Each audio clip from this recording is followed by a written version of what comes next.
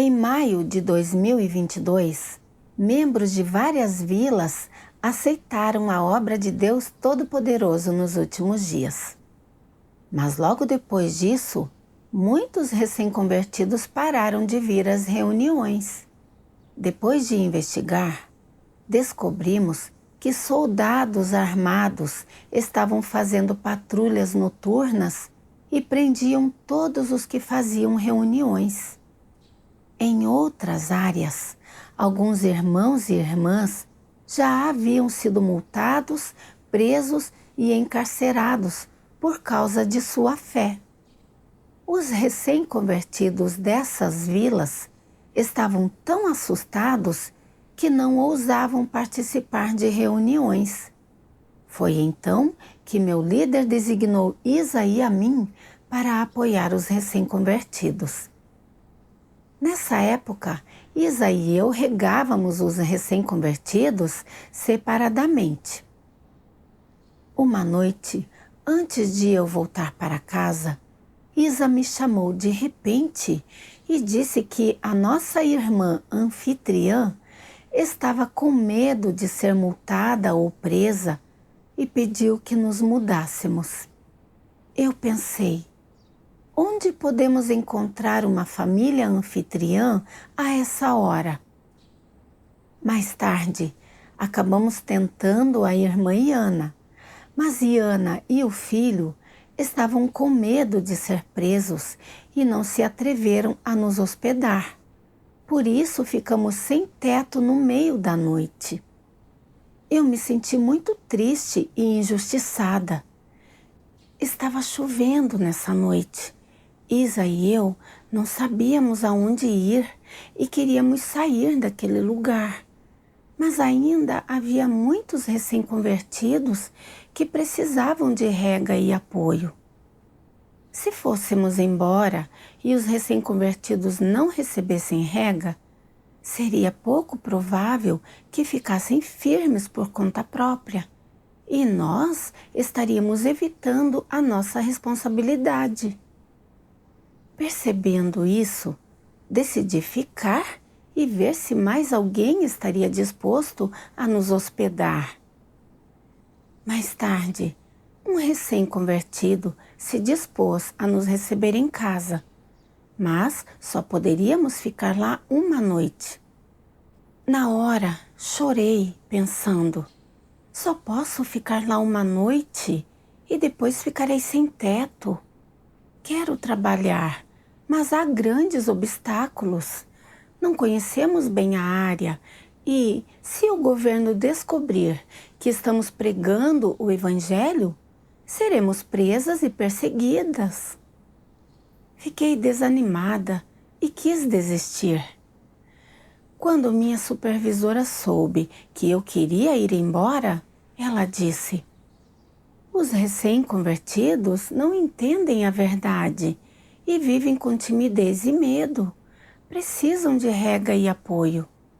Não podemos desistir dos novatos. Veja se você pode dar um jeito de ficar. Temos que aprender a confiar em Deus. Ele preparará um lugar para você. Esse conselho me fez perceber que eu deveria confiar mais em Deus durante esse período difícil. Então, orei a Deus pedindo que Ele abrisse um caminho para nós.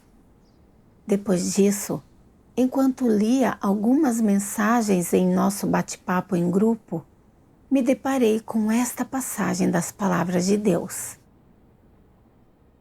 Desde o momento em que Deus confiou a construção da arca a Noé, em momento algum Noé pensou: quando é que Deus destruirá o mundo? Quando Ele me dará o sinal de que fará isso? Em vez de ponderar sobre tais questões, Noé fez um grande esforço para gravar em sua memória cada coisa que Deus lhe dissera e então executar cada uma. Depois de aceitar o que Deus tinha confiado a ele, Noé se pôs a executar e realizar a construção da arca de que Deus falara, como se fosse a coisa mais importante da vida dele, sem nem pensar em adiar nada. Dias se passaram, anos se passaram, dia após dia, ano após ano. Deus nunca pressionou Noé, mas durante todo esse tempo, Noé perseverou na tarefa importante que Deus lhe confiara.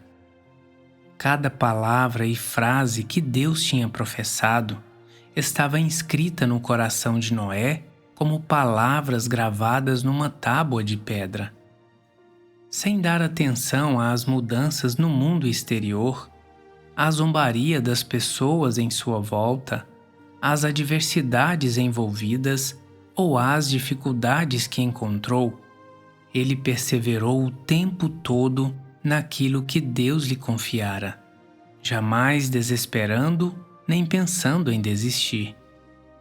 As palavras de Deus estavam inscritas no coração de Noé e tinham se tornado sua realidade cotidiana. Noé localizou e armazenou cada um dos materiais necessários para a construção da arca. O formato e as especificações da arca ordenadas por Deus, aos poucos ganharam forma com cada batida cuidadosa do martelo e cinzel de Noé. Em chuva e vento, e não importando como as pessoas gozassem dele ou o caluniassem, a vida de Noé procedeu dessa maneira, ano após ano. Secretamente, Deus observou cada ação de Noé, sem jamais dirigir outra palavra a ele, e seu coração se comoveu com Noé. Noé, porém, não sabia nem sentia isso. Do início ao fim, ele simplesmente construiu a arca e reuniu cada espécie de criatura viva, em lealdade inabalável às palavras de Deus. No coração de Noé, não existia instrução mais alta que ele deveria seguir e executar. As palavras de Deus eram sua orientação e objetivo vitalícios. Assim, não importava o que Deus lhe dissesse, não importava o que Deus exigisse dele e ordenasse que ele fizesse. Noé o aceitou completamente e o gravou na memória. Ele considerou isso a coisa mais importante de sua vida e lidou com isso nesse sentido. Ele não só não esqueceu, ele não só o gravou na mente, mas também realizou no dia a dia, usando sua vida para aceitar e executar a comissão de Deus. E dessa maneira, prancha após prancha, a arca foi construída. Cada gesto de Noé, cada um de seus dias era dedicado às palavras e aos mandamentos de Deus. Pode não ter parecido que Noé estava realizando um empreendimento muito importante. Mas, aos olhos de Deus, tudo o que Noé fazia, cada passo que tomava para alcançar algo, cada trabalho executado por sua mão, todos eram preciosos, merecedores de comemoração e dignos de imitação por essa humanidade. De modo inabalável, Noé aderiu ao que Deus tinha confiado a ele. Ele era inabalável em sua crença de que cada palavra professada por Deus era verdade. Ele não tinha dúvida disso. E, como resultado, a arca foi completada e cada espécie de criatura viva foi capaz de viver nela. Noé ouviu as palavras de Deus e guardou as palavras e a comissão de Deus no coração. Ele considerou a construção da arca o aspecto mais importante de sua vida e a conclusão da arca sua maior responsabilidade.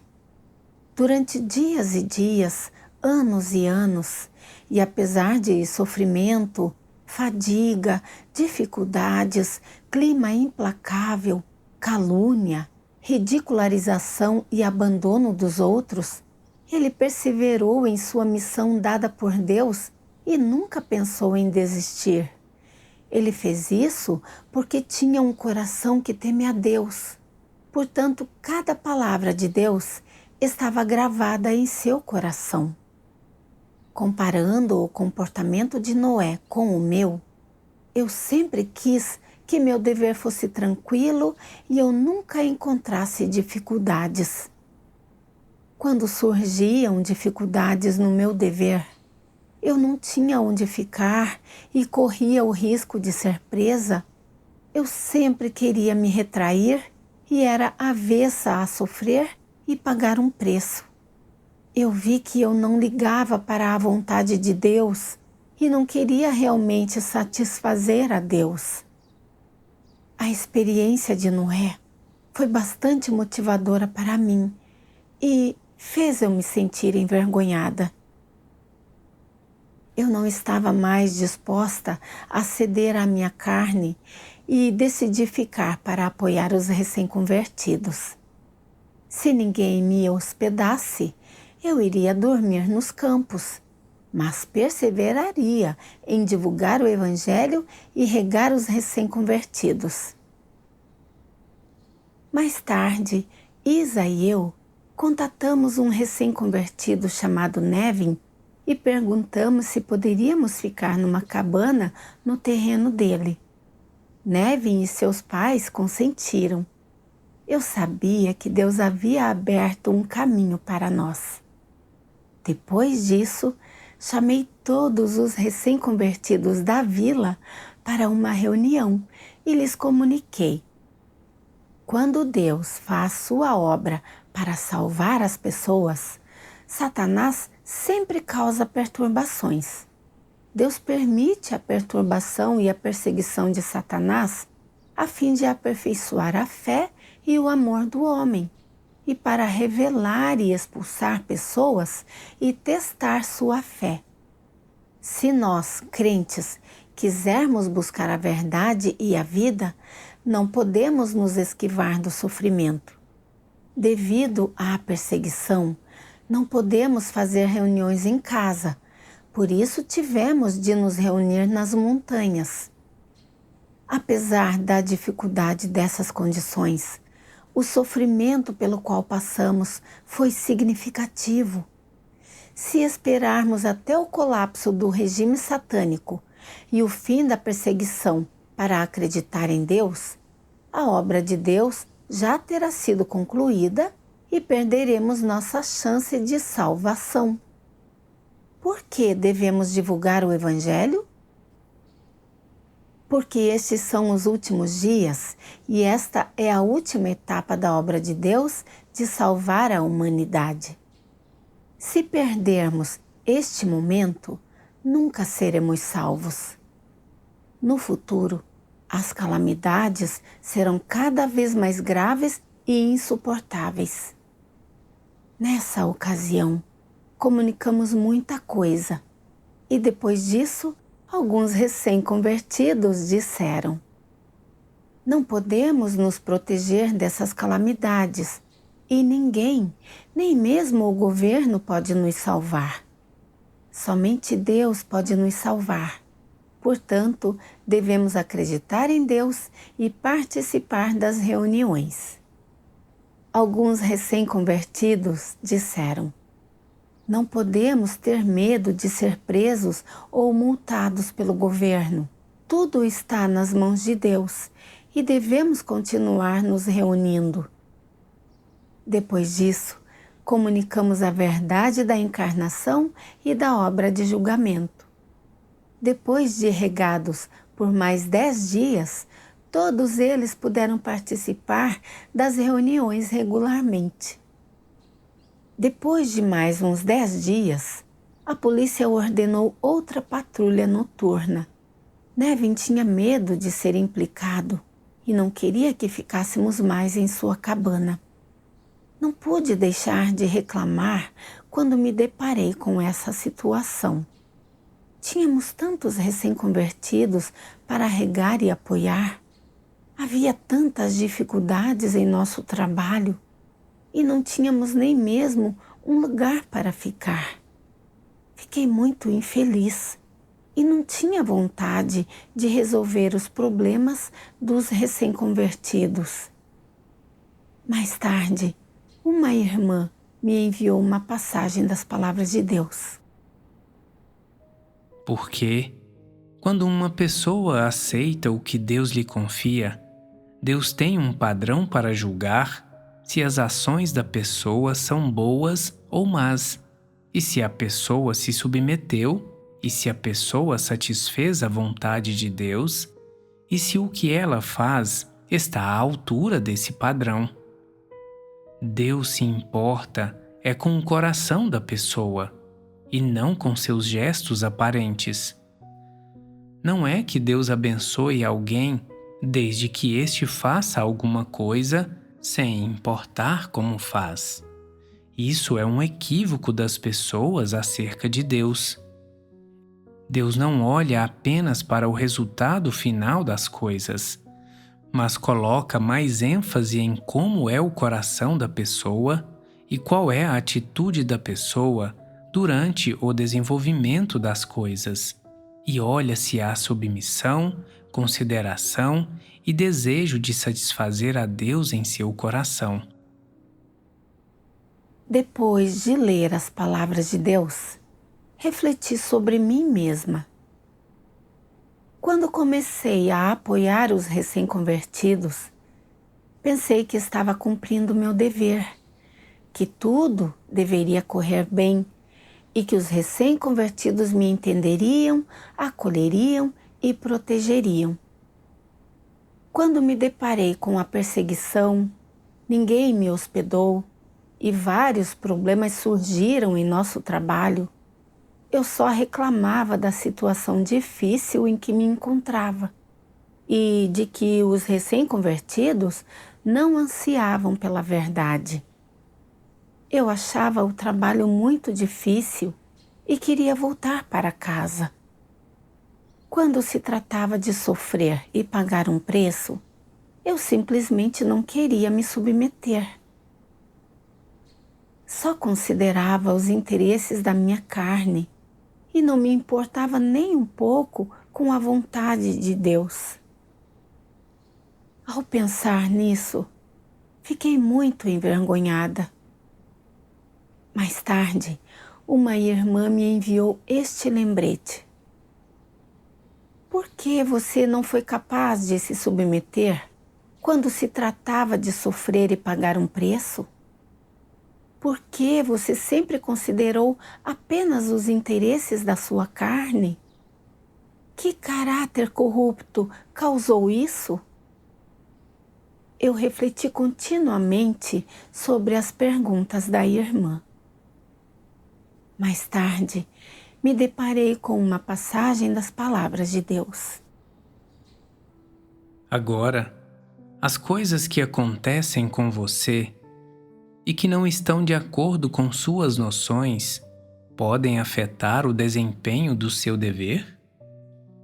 Por exemplo, às vezes, o trabalho torna-se árduo e as pessoas precisam suportar algumas dificuldades e pagar um pequeno preço para desempenhar bem seus deveres. Algumas pessoas então desenvolvem noções em suas mentes, fazendo surgir resistência nelas, e elas podem se tornar negativas e negligentes em seu trabalho. Às vezes, o trabalho é árduo e os deveres das pessoas tornam-se mais fáceis de desempenhar. E algumas pessoas então se sentem felizes e pensam: seria ótimo se o desempenho de meu dever fosse sempre fácil assim. Que tipo de pessoas elas são? São indivíduos preguiçosos e gananciosos pelos confortos da carne. Essas pessoas são leais no desempenho de seus deveres? Essas pessoas afirmam estar dispostas a se submeter a Deus, mas sua submissão vem com condições. As coisas precisam se ajustar às suas noções e não fazer com que sofram qualquer dificuldade para que se submetam. Se encontrarem adversidade e precisarem suportar dificuldades, reclamam muito e até se rebelam contra Deus e se opõem a Ele. Que tipo de pessoas elas são? São pessoas que não amam a verdade. Quando as ações de Deus estão de acordo com suas noções e desejos, e elas não têm de suportar dificuldades ou pagar um preço, elas são capazes de se submeter. Mas se a obra de Deus não estiver alinhada às suas noções ou preferências, e exigir que elas suportem dificuldade e paguem um preço, elas não são capazes de se submeter. Ainda que não se oponham abertamente a isso, no coração elas são resistentes e aborrecidas. Elas se veem enfrentando grandes dificuldades e abrigam reclamações no coração. Que tipo de problema é esse? Isso mostra que elas não amam a verdade. Por meio das palavras de Deus, aprendi que algumas pessoas querem que tudo corra bem em seu dever. Assim que encontram dificuldades e precisam sofrer ou pagar um preço, elas resistem e reclamam. Essas pessoas são preguiçosas, cobiçam os confortos da carne, não são leais em seus deveres, não dão a mínima para a vontade de Deus e não amam a verdade. Percebi que eu era exatamente igual. Eu só queria um dever fácil e que o trabalho fosse tranquilo. Não estava disposta a sofrer ou pagar um preço. Quando enfrentei perseguição, quando os recém-convertidos não ousavam nos receber ou se reunir por medo de serem presos, e não apenas minha carne sofreu por não ter um lugar para ficar, mas também tive que pagar um preço maior para encontrar os recém-convertidos e comunicar as palavras de Deus e ajudá-los. Eu me queixei de que era difícil estar sob perseguição, que os recém-convertidos eram tímidos e só quis abandonar meu dever e ir embora. Assim que me deparei com dificuldades, comecei a pensar nos interesses de minha carne e não tinha o mínimo de lealdade e submissão. Deus permitiu que essa situação acontecesse e queria que eu buscasse a verdade e aprendesse lições com essa experiência. Mas eu não valorizei a entrada na vida. Sempre cobicei os confortos da carne e vi meu dever em termos das minhas preferências. Eu simplesmente não era uma pessoa que amava a verdade. Houve outra passagem que teve um impacto profundo em mim. Hoje, você não crê nas palavras que digo e não presta atenção nelas. Quando chegar o dia de difundir essa obra e você perceber a totalidade dela, você se lamentará e, naquele tempo, você ficará perplexo. Há bênçãos, mas você não sabe como desfrutá-las. E há a verdade, mas você não a busca. Acaso você não está trazendo desprezo sobre si mesmo? Hoje, embora o próximo passo da obra de Deus ainda esteja por começar, nada há de excepcional no que se refere às demandas feitas a você e ao que se espera que você viva. Há tanta obra e tantas verdades, elas não são dignas de serem conhecidas por você? O castigo e o julgamento de Deus são incapazes de despertar seu espírito? O castigo e o julgamento de Deus são incapazes de fazer com que você se odeie? Você se contenta com viver sob a influência de Satanás, em paz e alegria e com um pouco de conforto carnal? Será que você não é a mais baixa de todas as pessoas? Ninguém é mais tolo do que aquelas que contemplaram a salvação, mas não buscam ganhá-la. São pessoas que se empanturram com a carne e se deliciam com Satanás. Você espera que sua fé em Deus não envolva quaisquer desafios ou tribulações, nem a menor dificuldade. Você sempre busca coisas sem valor e não dá valor à vida. Em vez disso, coloca seus pensamentos extravagantes acima da verdade. Você é tão inútil.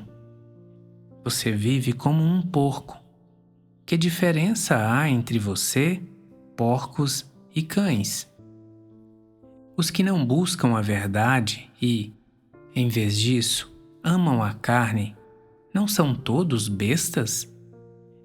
Os mortos sem espírito não são todos cadáveres ambulantes? Eu lhe concedo vida humana real, mas você não busca. Você não é nada diferente de um porco ou de um cão?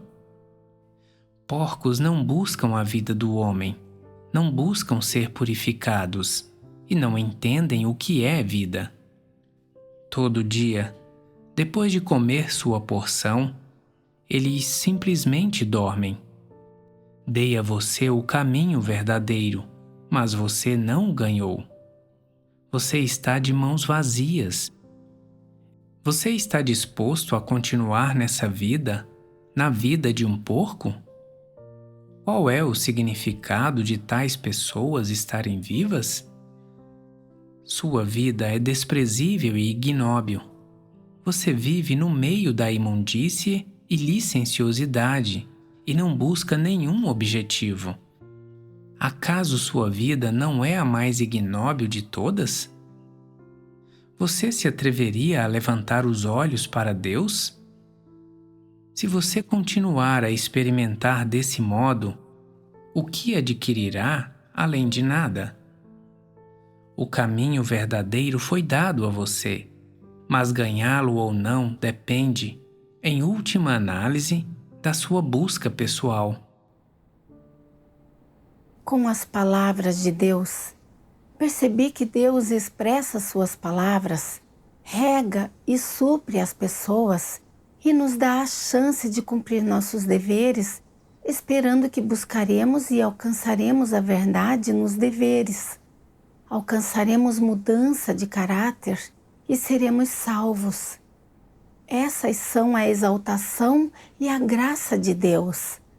Aqueles que amam a verdade valorizam essas oportunidades. No decorrer de seus deveres, eles buscam e alcançam a verdade. Já eu não amava a verdade e, quando encontrava dificuldades no dever, eu resistia e reclamava da minha situação. Sentia que tudo era muito cansativo e difícil. Não estava disposta a sofrer ou pagar um preço e só queria me afastar. Já que eu era muito preguiçosa e não estava disposta a buscar a verdade, mesmo que eu seguisse Deus até o fim, nunca obteria a verdade ou alcançaria mudança de caráter e, por fim, seria expulsa e punida. Eu tinha que parar de ceder à minha carne, tinha que me rebelar contra ela e cumprir bem meu dever. Percebi que esses recém-convertidos eram tímidos e temerosos porque tinham acabado de entrar na fé. Ainda não tinham se enraizado no caminho verdadeiro e não entendiam a verdade. Se eu não pagasse um preço e não passasse por um pouco de sofrimento para regá-los e apoiá-los, esses recém-convertidos provavelmente não conseguiriam ficar firmes por conta própria, e eu seria marcada por uma transgressão. Não importava se teríamos ou não uma família anfitriã e se passaríamos por algum sofrimento. Eu estava disposta a perseverar no dever e cumprir minha responsabilidade. Naquele dia, a mãe de Nevin veio até mim no campo e me disse: "Os milicianos estão começando as patrulhas noturnas agora. Estamos preocupados que você vai se deparar com eles, já que você é uma pessoa de fora que entra e sai da vila."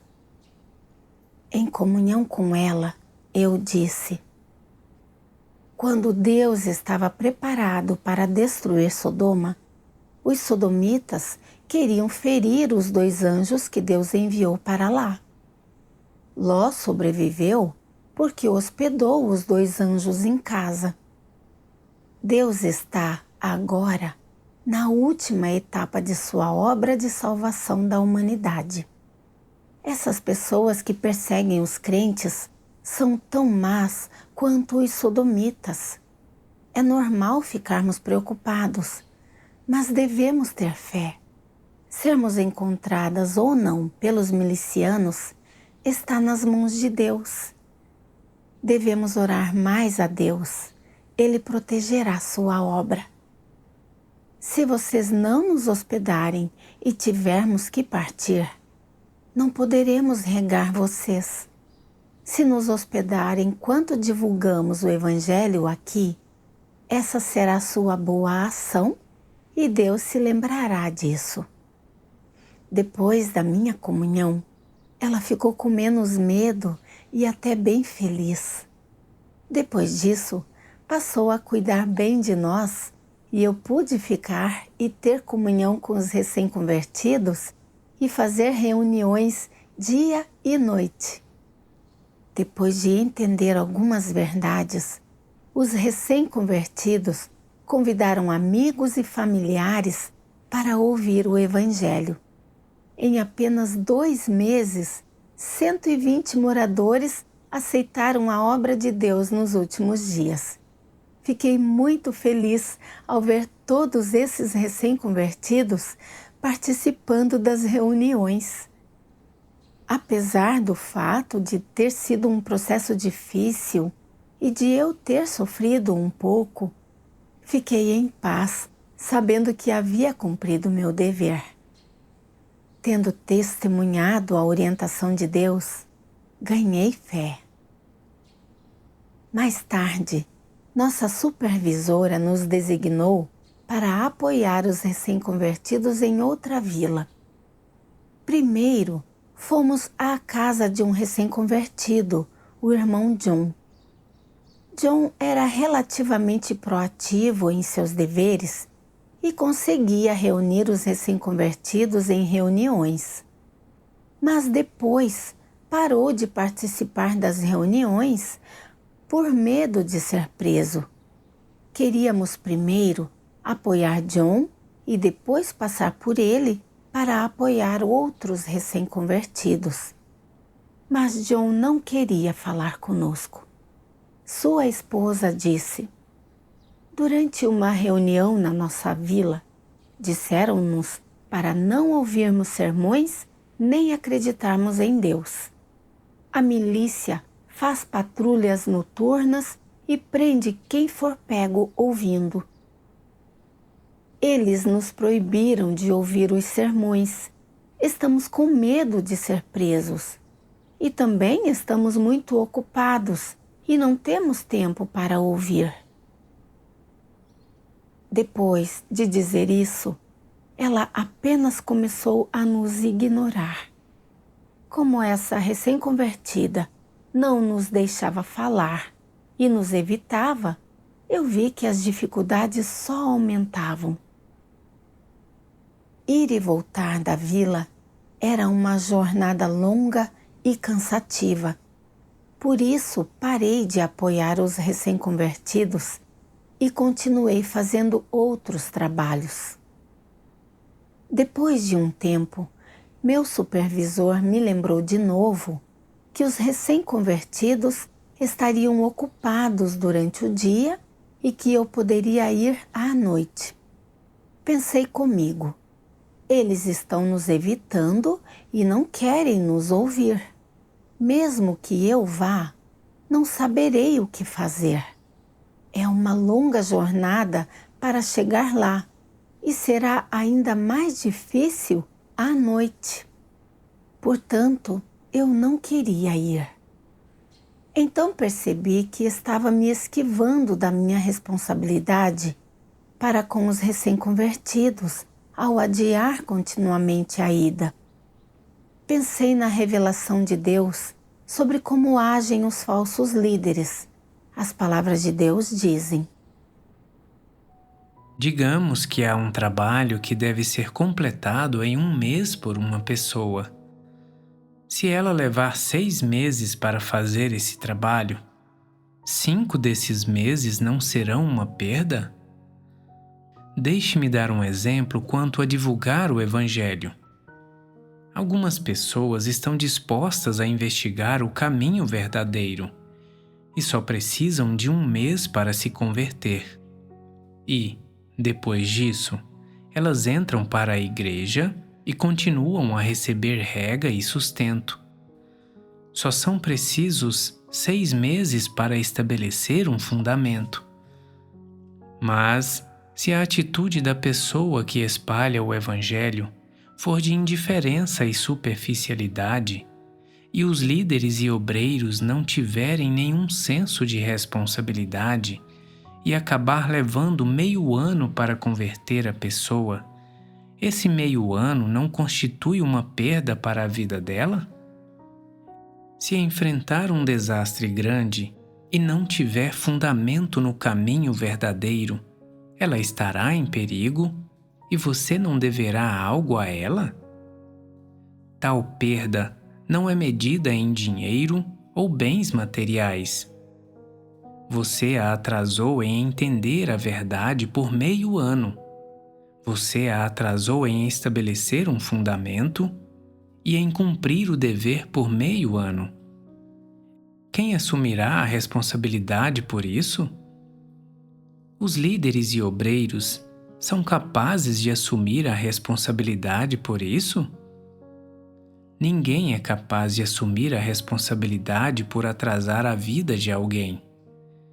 Já que ninguém é capaz de assumir essa responsabilidade, o que é apropriado que líderes e obreiros façam? 4 palavras. Dar tudo de si. Dar tudo de si para fazer o quê? Para cumprir suas responsabilidades, fazer tudo o que puder ver com seus olhos, pensar no seu coração e realizar com seu calibre. Isso é dar tudo de si. Isso é ser leal e responsável. E essa é a responsabilidade que os líderes e os obreiros devem cumprir. Por meio das palavras de Deus, aprendi que não importa o trabalho que se faça, se poderia ter sido feito em 1 mês, mas acabou levando 6 meses para ser concluído, isso é uma perda muito grande. Por exemplo, no caso da divulgação do Evangelho, se alguém estiver disposto a investigar o caminho verdadeiro, ele pode ser trazido à fé em 1 mês e entrar em tempo hábil na casa de Deus, se o propagador do Evangelho cumprir sua responsabilidade. Isso permitirá que ele entenda a verdade mais cedo e se enraize no caminho verdadeiro. Se não pagarmos um preço em nosso dever, se tivermos uma atitude descuidada e superficial e levarmos 6 meses para trazer essa pessoa para a fé, isso será uma grande perda para a sua vida. Se acontecerem calamidades e essas pessoas ainda não tiverem aceitado a obra de Deus e não tiverem recebido a rega e o suprimento da verdade e morrerem, Ninguém pode assumir a responsabilidade por essas mortes. Portanto, isso exige que não procrastinemos nossos deveres e devemos nos esforçar ao máximo para cumprir nossas responsabilidades, para ficarmos de consciência limpa. Ao apoiar os recém-convertidos e divulgar o Evangelho, eu não estava disposta a pagar um preço e não queria sofrer. Quando fui designada para apoiar os recém-convertidos e pregar o Evangelho naquela vila, e enfrentei dificuldades e uma longa jornada, cedi à minha carne e desejei não ir, procrastinando dia após dia. Esses recém-convertidos eram tímidos, assustados e não ousavam participar de reuniões devido à perseguição do governo. Eles precisavam urgentemente de rega e apoio para que pudessem entender a verdade e se libertar de suas restrições. Se a obra de Deus chegasse ao fim e essas pessoas não tivessem se libertado das forças das trevas e não se reunissem e ouvissem as palavras de Deus, elas não entenderiam a verdade, não alcançariam a salvação de Deus e seriam consumidas pelas calamidades. Além disso, havia muitos naquela vila que ainda não tinham ouvido a voz de Deus. Se outros se entregassem à carne, como eu fiz, desistindo de pregar o Evangelho diante das dificuldades, essas pessoas não ouviriam a voz de Deus e não receberiam a salvação de Deus. Tive de parar de procrastinar e deixar de lado minhas preocupações. Não importava a situação que surgisse, eu tinha que passar por ela e cumprir minhas responsabilidades. Mais tarde, lembrei-me de outra passagem das palavras de Deus. Como um ser criado, como um daqueles que seguem a Deus, independentemente de idade, gênero ou senioridade, pregar o Evangelho é uma missão e um dever que todos devem aceitar. Se essa missão chegar até você e exigir que você se despenda, pague um preço ou até mesmo sacrifique sua vida, o que você deve fazer? Você deve se sentir obrigado a aceitá-la. Essa é a verdade. É o que você deve entender. Isso não é uma simples doutrina, é a verdade. Por que digo que é a verdade? Porque não importa como os tempos mudem, como as décadas passem, ou como os lugares e espaços mudem, pregar o Evangelho e dar testemunho de Deus será sempre algo positivo. Seu significado e seu valor nunca mudarão. Jamais serão influenciados por mudanças no tempo ou na localização geográfica. Pregar o Evangelho e dar testemunho de Deus é eterno e, como um ser criado, você deve aceitar e praticar isso. Essa é a verdade eterna. As palavras de Deus me tocaram profundamente. Foi com a graça de Deus que consegui ouvir sua voz. Espalhar o Evangelho e regar os recém-convertidos era meu dever, e eu tinha que completar esse trabalho. Quando eu precisasse sofrer e pagar um preço, deveria aceitar incondicionalmente. Não importava quais dificuldades ou situações eu enfrentasse, eu tinha de me submeter e cumprir meu dever. Tendo percebido isso, fui sozinha para a vila. Estava anoitecendo quando parti e havia começado a chover. Enquanto caminhava pela estrada, orei a Deus. Mais tarde, Encontrei uma senhora idosa enquanto caminhava. Eu lhe disse que estava indo para a vila dela e, assim, caminhamos uma atrás da outra. Depois que cheguei à vila, não vi mais a senhora. Estava escuro. Eu não conhecia as estradas de lá e não sabia para onde ir. Então fiquei sentada na beira da estrada. Eu estava muito ansiosa, preocupada por não saber o que dizer se eu encontrasse um patrulheiro noturno. Por isso, clamei sem parar a Deus em meu coração. Nesse momento, uma mulher voltou do trabalho no campo e, ao me ver sentada sozinha, perguntou-me: "O que está fazendo aí sentada? Você pode vir para casa comigo." Eu a segui até sua casa e, quando lhe falei do Evangelho, ela o aceitou. Mais tarde, ela levou outras pessoas para ouvir.